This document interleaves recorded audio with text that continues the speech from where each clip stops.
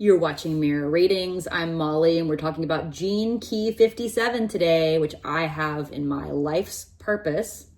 All right, Gene Key 57 has the shadow of unease, the gift of intuition, and the city of clarity. Ooh. All right, but that shadow of unease, by the way, it is inherently uneasy to be human. Our consciousness is not used to being in this level of density, and it's kind of inherently uncomfortable.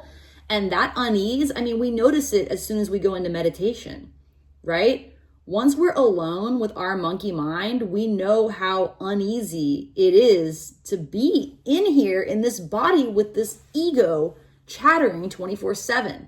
In dealing with this shadow, we have to move that unease from the subconscious into our conscious minds. Because for most of us, this unease is just a background feeling that's just driving us all the time.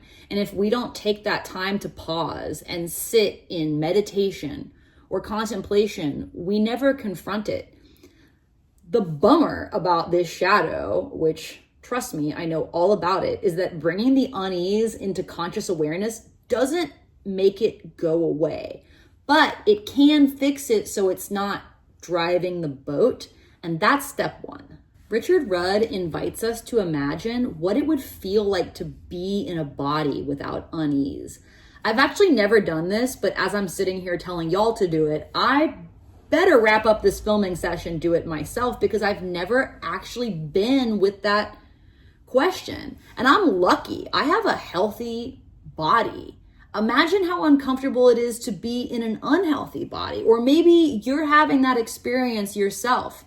But taking that time to imagine what ease feels like in physical form is very powerful.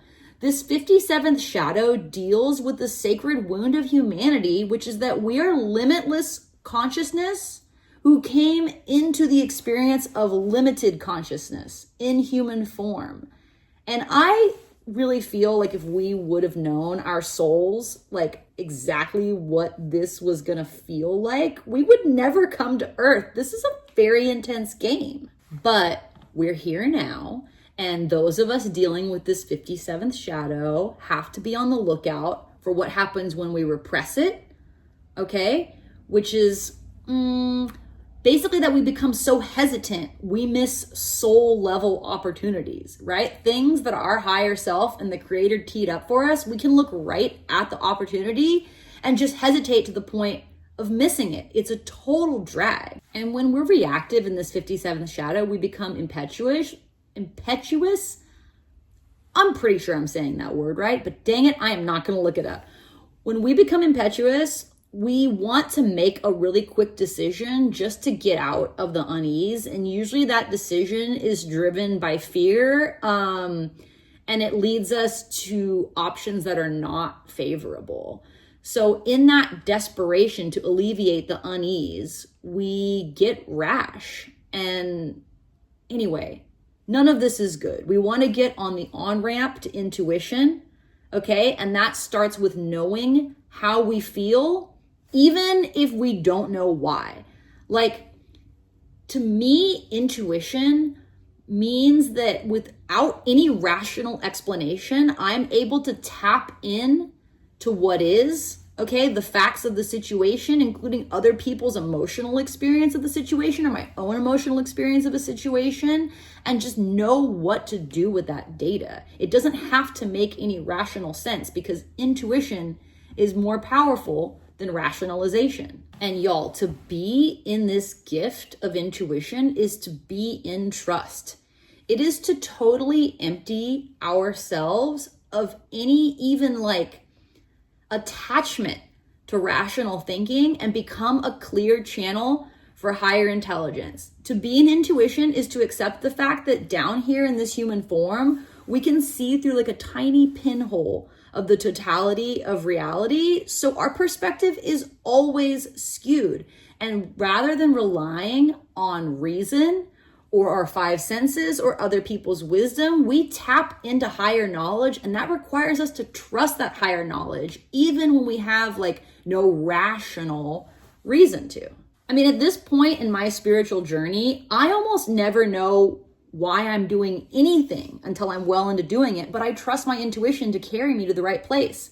But here's a mistake I have made many times and will probably continue to make. It's a very common mistake for spiritual people, particularly if you have Gene Key 57 in your profile, which is assuming that my intuition is a truth for others. My intuition is only a truth for me. And when I try to project it onto others, it can get me in trouble. We are all blessed with our own intuition, and it's all of our individual jobs to work with that intuition and hone it, not to go around trying to point our intuition at other people when there's no way we can ever know what's right for them. I don't care how talented you are. I don't care how psychic you are. We are all reliant on our own intuition, and we are meant to, as part of this consciousness development game that we're playing, to cultivate that intuition.